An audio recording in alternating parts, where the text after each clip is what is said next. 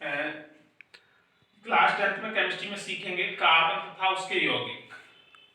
बहुत इंपॉर्टेंट है, ये केमिस्ट्री की जड़ है। इसको किस तरीके से तैयार करते हैं बहुत इंपॉर्टेंट है, तो लिख लेते हैं।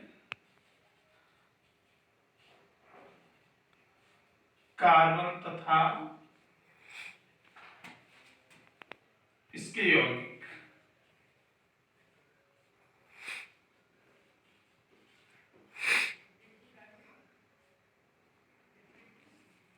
तो कार्बन के बारे में बात करते हैं।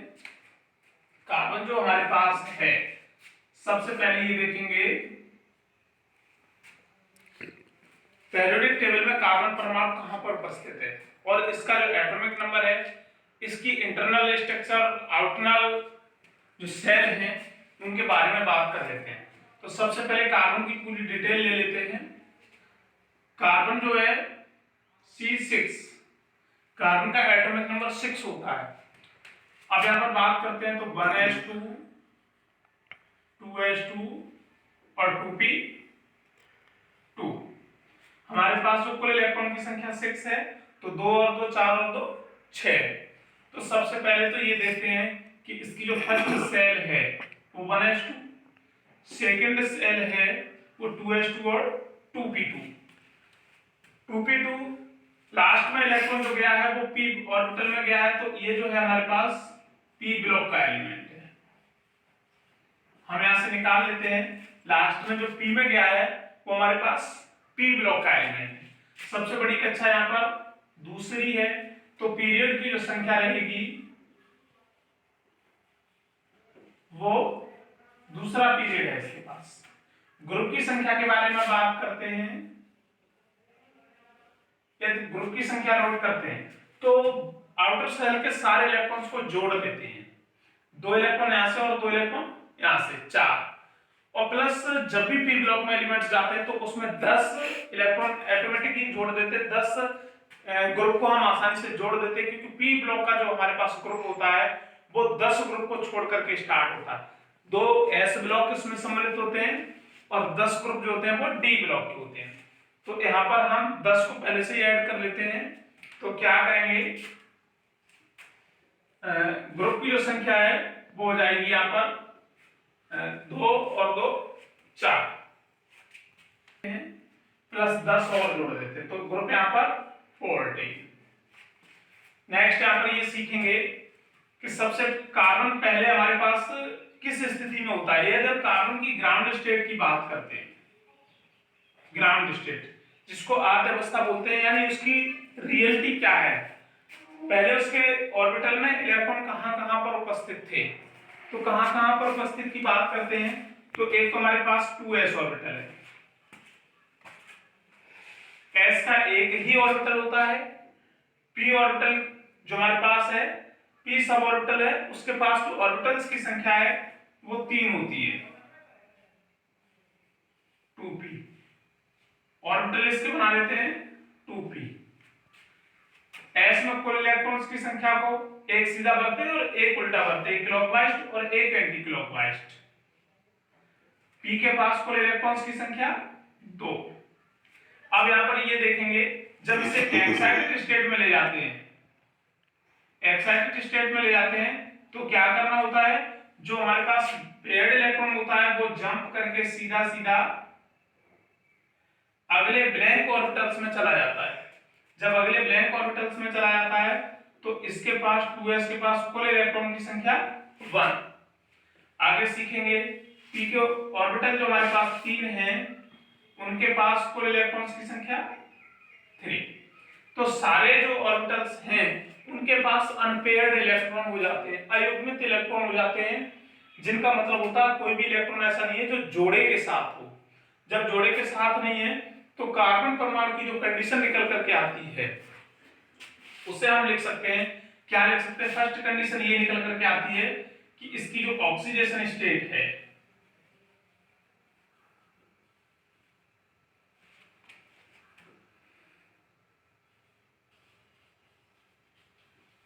वो 4, यानी ये 4 इलेक्ट्रॉन्स को डोनेट कर सकता है और 4 को ही ग्रेड कर सकता है। अपने साथ इलेक्ट्रॉन्स की शेयरिंग करने के लिए 4 इलेक्ट्रॉन्स को डोनेट कर सकता है और 4 को ही रिसीव कर सकता है। तो इसी के अकॉर्डिंग हम यहाँ पर देखेंगे वैलेंसी जो निकल करके आती है वो भी 4। तो कार्बन परमाणु की वैलेंसी के बारे में या ऑक्सीडेशन स्टेट के बारे में बात करते हैं तो ये कुल मिलाकर के 4 इलेक्ट्रॉन्स को डोनेट कर देता है, 4 इलेक्ट्रॉन्स को डोनेट कर देता है, 2 को भी करता है। तो आगे चल करके 2 का एग्जांपल भी सीख लेते हैं। और यहाँ पर जो वैलेंसी है वो यहाँ पर कार्बन परमाणु की 4 निकल करके आती है, कि स्थिति निकल करके आती है वो 4 होती है। क्वेश्चन 10th में पूछा जाता है कार्बन परमाणु की संयोजकता पर संक्षिप्त नोट लिखिए या कार्बन परमाणु की वैलेंसी 4 होती है ये स्पष्ट कीजिए। तो अब हम बात करते हैं, एक एग्जांपल हम यहाँ पर ले लेते हैं CH4। CH4 की यदि कंडीशन को देखते हैं तो रिजल्ट क्या निकल करके आता है, एक C से जो हाइड्रोजन की संख्या है वो 4 है। तो हम एक इधर ऐड कर सकते हैं, एक इधर ऐड कर सकते हैं और एक इधर ऐड कर सकते हैं और एक इधर ऐड कर सकते हैं। तो CH4 की जो वैलेंसी है वो हम इसे काउंट कर लेते हैं 1 2 3 4। इसकी जो वैलेंसी है वो 1 2 3 4 4 हो जाती है। अब हम यहाँ पर ये सीख रहे हैं हाइड्रोजन को जोड़ना चाहते हैं। तो हाइड्रोजन को जोड़ने के लिए हमारे पास इसका एटॉमिक नंबर 1 होता है 1s1। हाइड्रोजन परमाणु की ये कंडीशन है कि वो एक इलेक्ट्रॉन डोनेट कर सकता है और एक रिसीव भी कर सकता है। तो हम हाइड्रोजन यहाँ पर एक H परमाणु के यदि जोड़ देते हैं तो एक इलेक्ट्रॉन उसके साथ डोनेट भी हो जाता है और एक उसके साथ रिसीव भी हो जाता है, यानी ये ऑर्बिटल पूरी तरह से फिल हो जाता है, उसके पास पेयर्ड इलेक्ट्रॉन हो जाते हैं। इधर ऐड करते हैं तो H एक यहाँ ऐड कर सकते हैं, एक हाइड्रोजन परमाणु का इलेक्ट्रॉन इधर आ सकता है और एक इधर आ सकता है। तो कुल मिलाकर के इसकी जो कंडीशन है वो निकल करके आ जाती है CH4। जो वैलेंसी उसकी वो 4 निकल करके आ जाती है। अब यहाँ पर ऑक्सीडेशन स्टेट की बात करते हैं। दरअसल इससे पहले हम ये सीख लेते हैं कि जो कार्बन परमाणु है वो एक कोवालेंट बॉन्ड बनाने में सक्षम होता है, सहसंयोजक बंध बना देता है। तो कोवालेंट बॉन्ड के कुछ एग्जांपल सीख लेते हैं। तो सबसे पहले स्टार्टिंग करते हैं CH4 से ही। तो ये कार्बन परमाणु की वैलेंसी के बारे में अच्छे से सीख सकते हैं। वैलेंसी की संख्या जो होती है कार्बन परमाणु की वो 4 निकल करके आती है, ऑक्सीडेशन स्टेट 2 भी जाएगी और 4 तो कंफर्म निकल करके जाती है। तो अब यहाँ पर सीख लेते हैं कोवालेंट बॉन्ड।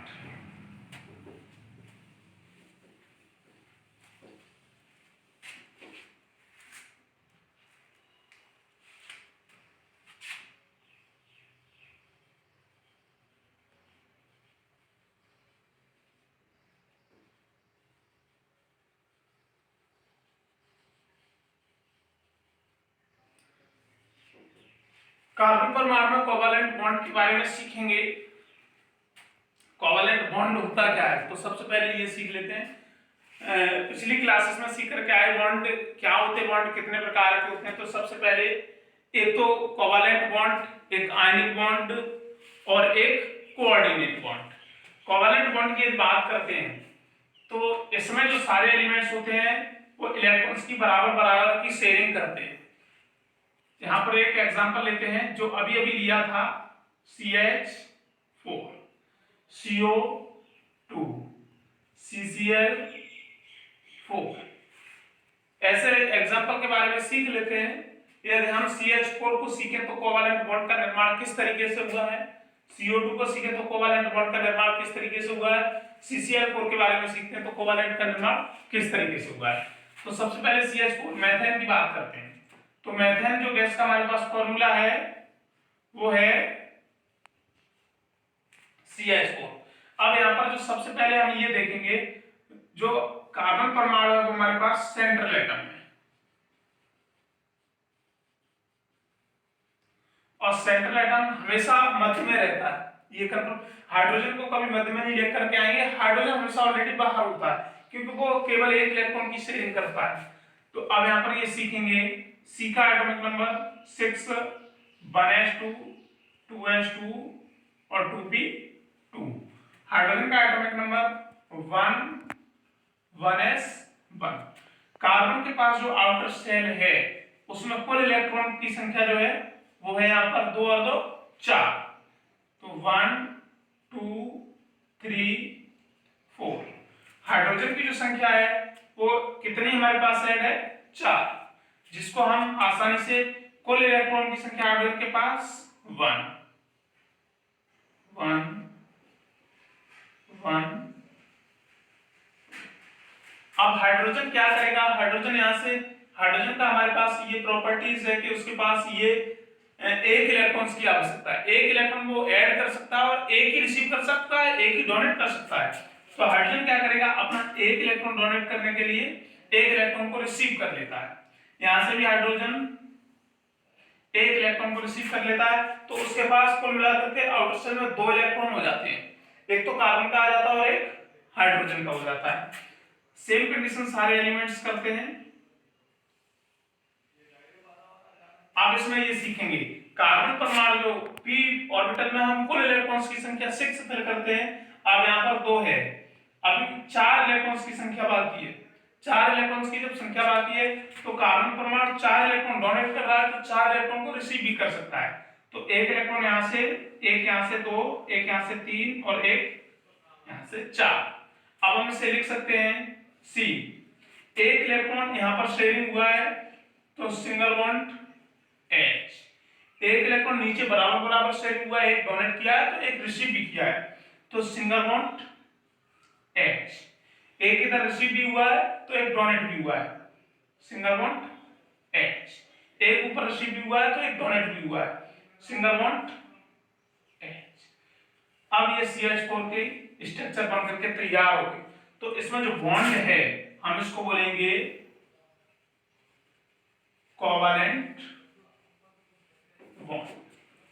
तो इस तरीके से कार्बन परमाणु के पास जो विशेष गुण होता है बॉन्डिंग का, वो कोवैलेंट बॉन्ड बनाने की इसके पास पूरी क्षमता होती है। नेक्स्ट एग्जांपल सीख लेते हैं CO2। इनकी स्ट्रक्चर में किस तरीके का बॉन्ड है, किस तरीके से इनकी स्ट्रक्चर बन पा रही है, तो हम सीख लेते हैं। नेक्स्ट एग्जांपल यहाँ पर सीखते हैं CO2 के बारे में। तो कार्बन परमाणु 6 1s2 2s2 और 2p2। ऑक्सीजन के बारे में बात करते हैं तो ऑक्सीजन जो हमारे पास है उसका एटॉमिक नंबर 8। इलेक्ट्रॉनिक विन्यास इसका निकालेंगे 1s2 2s2 और 2p4। अब यहाँ पर हम ये देखेंगे जो कार्बन की आउटर शेल है उसमें कुल इलेक्ट्रॉन की संख्या कितनी है, 4। यहाँ पर देखेंगे आउटर शेल है, कुल इलेक्ट्रॉन की संख्या कितनी है, 6। तो कार्बन के पास जो कुल इलेक्ट्रॉन हैं वो 2 और 2 4। आयतन कक्षा में जो कुल इलेक्ट्रॉन की संख्या है वो 4 है यहाँ पर, तो हम इनको इस तरीके से नोट कर लेते हैं। दरअसल ये ध्यान रखना पड़ता है जैसे कि हमने इसमें चारों तरफ विस्थापित किए थे और यहाँ पर हम दो साइड से ले रहे हैं, ले इसलिए रहे कि ऑक्सीजन को 2 इलेक्ट्रॉन चाहिए, तो शेयरिंग को हम एक शेप को आसानी से, एक सरल तरीका, एक अच्छा तरीका से हम नोट कर लेते हैं, आसानी से सीख लेते हैं। ऑक्सीजन के पास जो कुल इलेक्ट्रॉन की संख्या है वो है 4 और 2 6। इधर एक को हम क्रॉस से शो करते हैं तो दूसरे एटम को हम पॉइंट से शो कर देते हैं। दूसरे के इलेक्ट्रॉन पॉइंट से शो करेंगे 1 2 3 4 5 6। इधर देखेंगे सेकंड ऑक्सीजन तो 1 2 3 4 5 6। अब ऑक्सीजन को कुल अभी 2 इलेक्ट्रॉन की आवश्यकता है क्योंकि उसको P में हम 6 इलेक्ट्रॉन ऐड करते हैं। जब 2 इलेक्ट्रॉन की आवश्यकता है तो ऑक्सीजन परमाणु क्या करेगा, यहां से 2 इलेक्ट्रॉन को रिसीव कर लेगा। नेक्स्ट देखेंगे इस ऑक्सीजन परमाणु के पास भी 2 इलेक्ट्रॉन आवश्यकता है इसे भी, तो ये भी 2 इलेक्ट्रॉन को डोनेट कर देता है। जब इधर ये 2 रिसीव कर लेगा तो अपना ऑर्बिटल पूरा कर लेता है। अब कार्बन परमाणु 4 इलेक्ट्रॉन को डोनेट कर चुका है, अब उसे भी तो 4 ही इलेक्ट्रॉन चाहिए अपना ऑर्बिटल फिल करने के लिए, तो क्या करेगा 2 इलेक्ट्रॉन को यहां से ले सकता है और 2 इलेक्ट्रॉन यहां से ले सकता है, उसे कुल 4 इलेक्ट्रॉन मिल जाएंगे अपना ऑर्बिटल फिल करने के लिए। तो कार्बन परमाणु क्या करेगा 2 इलेक्ट्रॉन यहां से रिसीव करेगा और 2 इलेक्ट्रॉन यहां से रिसीव कर लेता है। तो अब जब स्ट्रक्चर इसकी बनकर के तैयार हुई है तो हम इसे नोट कर लेते हैं, सीख लेते हैं। सी इधर 2 इलेक्ट्रॉन बराबर की शेयरिंग कर रहा है तो इधर C डबल बॉन्ड O। इधर देखेंगे 2 इलेक्ट्रॉन की बराबर शेयरिंग कर रहा है तो डबल बॉन्ड O। तो जो स्ट्रक्चर हमारे यहाँ पर बनकर के आई है वो CO2 की, हम इस तरीके से नोट कर लेते हैं, इस तरीके से आसानी से निकाल लेते हैं। जो बॉन्ड बनकर के तैयार हुए हैं वो सारे के सारे कोवैलेंट बॉन्ड हैं। आगे चल करके ये भी सीखेंगे रिएक्शन करने के लिए एक इंपॉर्टेंट पॉइंट सीख लेते हैं। जहां पर भी डबल बॉन्ड होता है, जहां पर भी डबल बॉन्ड होता है वहां एक सिग्मा और पाई बॉन्ड होता है, जिसे अगली क्लासेस में सीखते हैं, बहुत इंपॉर्टेंट है। यहाँ पर जो एक बॉन्ड होता है हम उसको बोलेंगे सिग्मा बॉन्ड, और जो नीचे वाला इसमें से डबल बॉन्ड होता है, डबल बॉन्ड में एक सिग्मा बॉन्ड छिपा होता है, एक पाई बॉन्ड छिपा होता है। पाई बॉन्ड होने के कारण केमिकल प्रॉपर्टीज सीखेंगे, जब रिएक्शन सीखेंगे तो CO2 हमेशा ऐड रिएक्शन देता है। CO2 मैंने पिछली क्लासेस में, पिछली वीडियो में भी बताया था कि CO2 जब भी कहीं रिएक्शन करता है तो वो एक ऑक्सीजन को एब्जॉर्ब करके CO3 कार्बोनेट आयन में परिवर्तित हो जाता है। बट रीजन क्या होता है, इसके पास पाई बॉन्ड होता है, जिसके कारण ये एडिशन रिएक्शन, योग अभिक्रिया प्रदर्शित करता है। तो अब यहाँ पर कोवैलेंट बॉन्ड दोनों एग्जांपल में निकल करके आए हैं। आप लोग यहाँ से CCl4 में जो नेक्स्ट हम दे रहे हैं CCl4 में स्वयं निकालने का प्रयास करते हैं, जिसके बारे में नेक्स्ट क्लास में हम सिखाएंगे CCl4 में किस तरीके से निकल करके आता है। हम यहाँ पर एक दो एग्जांपल और बढ़ा देते हैं, इधर बढ़ा देते हैं हम HCN, जिसका नाम हो जाएगा हाइड्रोजन साइनाइड। हाइड्रोसाइनाइड के बारे में निकालेंगे। अगला H2 और N, ये एग्जांपल भी कोवैलेंट बॉन्ड के ही हैं, तो हम इनको भी आसानी से निकाल करके कोवैलेंट बॉन्ड के बारे में सीख लेते हैं। अब विशेष बात कर लेते हैं कि जो हमारे पास कार्बन एटम होता है उसकी ऑक्सीडेशन स्टेट के बारे में बात कर लेते हैं। तो ये एग्जांपल जो हैं हम इनकी ऑक्सीडेशन स्टेट एक ट्रिक के अकॉर्डिंग निकाल लेते हैं। ट्रिक हमारे पास क्या होनी चाहिए, CH4। ऑक्सीडेशन स्टेट के बारे में बात करते हैं।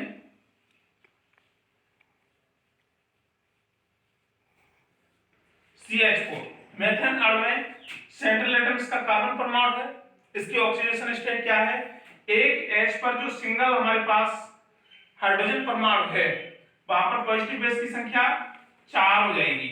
एक H पर एक ही पॉजिटिव बेस होता है, तो 4H पर हमारे पास जो पॉजिटिव बेस की संख्या होगी वो 4 हो जाएगी। तो कार्बन परमाणु की जो ऑक्सीडेशन स्टेट है वो कितने में चली जाएगी, -4 में चली जाएगी। दरअसल ये भी ध्यान रखना, हाइड्रोजन जो ऑर्गेनिक केमिस्ट्री होती है, कार्बनिक रसायन होता है, वहां पर हाइड्रोजन हमेशा पॉजिटिव बेस बन करके चलता है, उस पर नेगेटिव बेस नहीं आता है। लेकिन एक रिएक्शन आगे चल करके पढ़ेंगे, कैनिजारो रिएक्शन, वो दरअसल 10th में नहीं, तो हम उसको छोड़ देते हैं, इंटर का मैटर है ये। अगला हम इसमें सीखते हैं ऑक्सीडेशन स्टेट के बारे में।